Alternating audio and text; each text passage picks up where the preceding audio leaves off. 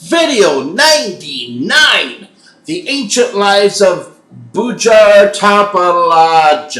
As explained by the ancient spirit tralaka, the ancient stream here goes back to the Vega system of planets. Now here tralaka makes note that this person's furthest viewed ancient stream at this time is showing here of a variable of the species of elves in the Vega system of planets. In a few of the Tralaka's Atlantis videos, he mentions that by thousands of years after Atlantis had already been colonized, trading with other species of humanoids and such on the planet Earth and off-world trades brought back stories of a very private elf civilization that kept to themselves, mainly part of a closed society in those early times of Atlantis and of Earth's history. Now, he spent 8 lifetimes here talking about Bujar in the Vega systems of planets and moons. 2 of those lives he was 6 foot 1 inch tall. Here showing that his particular heritage involves some of the taller variable of humanoid of elves. Some off-world libraries do not have much written about the elves, for they are more selective in or on where they choose to colonize, do business, and trades. So some planetary systems libraries will not have much information about the elves and their heritage. Yet again, here Tralaka points out on the vastness of variables of different species here in the living universe. In some of the areas of the living universe, schooling is so detailed to even have very long classes that are covering the top 15 or more of different variable species in their little area of the living universe. Here teaching about their different arts, languages, math, history, and social understanding of who the different ones, the different species they're studying, observe law and management of their civilization, as well as how do they cure illnesses. Now, in that life, he was a career pilot who flew private cargo ships carrying area fruits and vegetables to the main markets near the landing ports for off-world ships to be able to land with there being enough room there, and their crews to trade and do other business. Though on the side, he also managed a business growing specialty trees for customers. Now, in his next life, he was 5 foot 10 inches tall, once again, of the elf heritage, with tinges of green hair this time, mixed with the light brown hair on his head, where he worked a double career, that being of a spy, an elf spy, for the council that dealt with the trades and sales of fruits and vineyard products.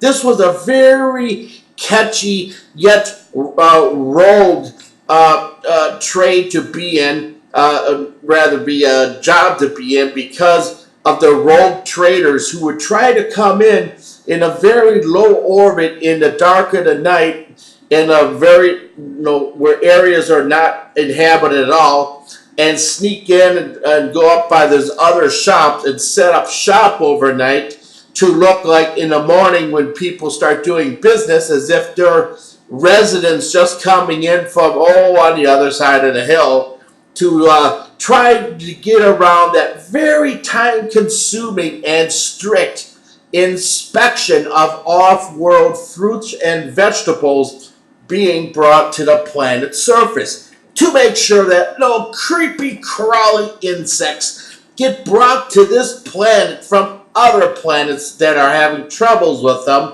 that would endanger the entire crops and liveliness of the planet and its and its farms. This is a very, very tough job with much involvement with fights between the different factions of traders. Needless to say, his next three lives as an elf in the Vega system of planets and moons, he was 6 foot 11 inches, which is a bit tall for some of those variables of elfin in the Vega system. If he played basketball, if they had basketball like we have it here, he would definitely be a first round draft pick.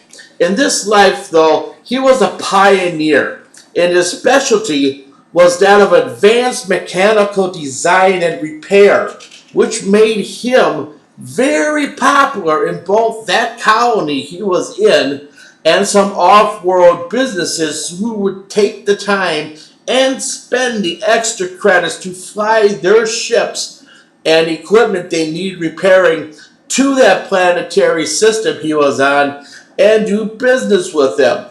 He was very good in this market. In his 2 lives in one of those 2 planets that used to be part of planets that were just past the orbit of Pluto, he was a Draco humanoid. Though very much Draco dragon in looks, he was only 5 foot tall though, with a fluorescent blue eyes. That's a bit strange. And mid-brown scaly skin, third of an inch thick, without a tail. No, that's not right. He was of the class of his variation of species of Draco dragon humanoid, whose tails were snip-nipped off at birth, so the body would be better as they grew up to be able to fit into the vehicles as well as the pilot seats for space-going or land-going ships or vehicles. Now, he spent most of his life as a private fighter pilot, though, for minor protection on the small-sized moon, in which that moon was called Abjaburi, which meant Death's Circle for the harshness of its environment. His next 4 lives brought him to experience lives within the Lira system of planets. The first 2, he was a snake humanoid at the 8 foot 9 inches tall relative in height there. He lived in the area of the Lira system of planets, which were involved with aiding the Arcturus civilizations during the minor wars with a variation, once again, of those mid-tall old grays who were once again trying to attempt to take for themselves 2 of the small moons that orbited a last planet in one of the Arcturus systems of planets. Although scuffles like this are not that unusual, it is mentioned in many, many different off-world libraries and higher dimensional libraries on the arrogance continually of many planetary systems of civilizations that fail to properly colonize their own system with a working system in a manner which is safety productive for each planet and moon's civilization and or colonies in their own system to ensure no rogue outside species is, so to speak, stepping over the fence and settling in quiet, secretive little areas on the planets and moons in those farther out areas and putting huge military installations within the shadows of that planet and moons. Now, in that lifetime,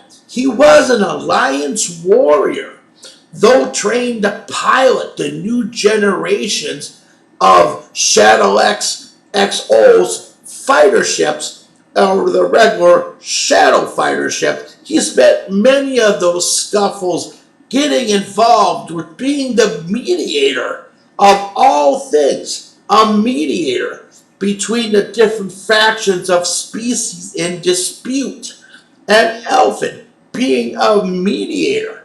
Though no formal training he ever had, he got pushed into that role after the two well-trained, long-time in service Alliance warriors were assassinated while they were actually signing a very complex peace agreement between two different sets of beings. Now, it is not known if those snipers had ever been caught or hunted down, although it is mentioned here by Tralaka, it would have been the perfect job, the picture-perfect job for the ancient spirit of Alex Jones, as he's talked about in a video about Alex Jones, in his expertise in tracking characters like them down and collecting hefty rewards in those times. Now, the next two lives,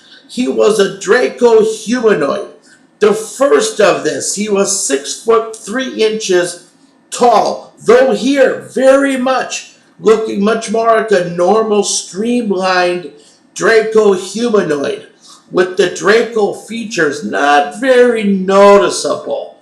In that life, he was in law enforcement. Though trained for enforcement in large cities, he found he enjoyed very much the multi-village territories, which gave him and his fellow officer quite a few high-speed chases in the wild nature areas between the villages that had not been settled yet.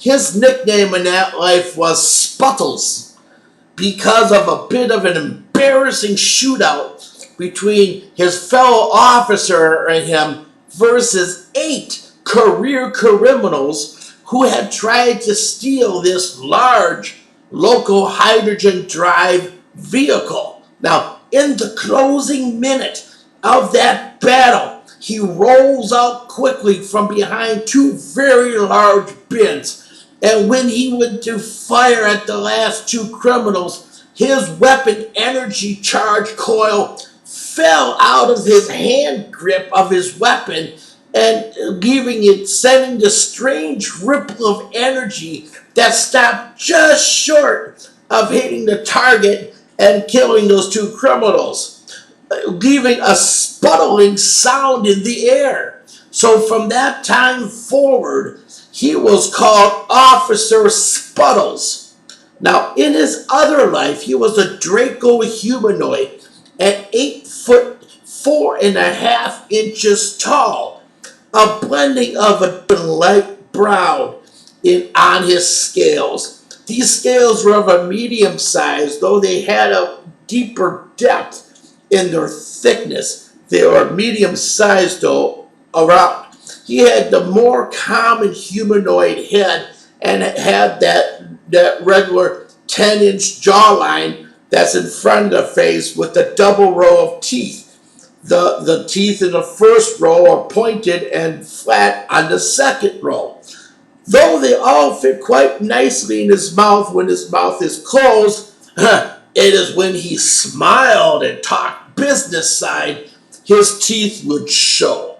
He spent quite a sizable career of over 3,702 cycles in farming, forest trees of various sizes, some even to 50 plus feet across the trunk of the tree, and more, which were planted in very specific designs. They were planted in the ground in very specific designs and formation in nature to better keep the very high-flying rapture birds with a 25-foot span of its wings. Some of them were even been told went to 38 feet in width on the older ones. Now, these were called rapture birds for the reason by their character of attacking animals and humanoids alike with this ripping and very vicious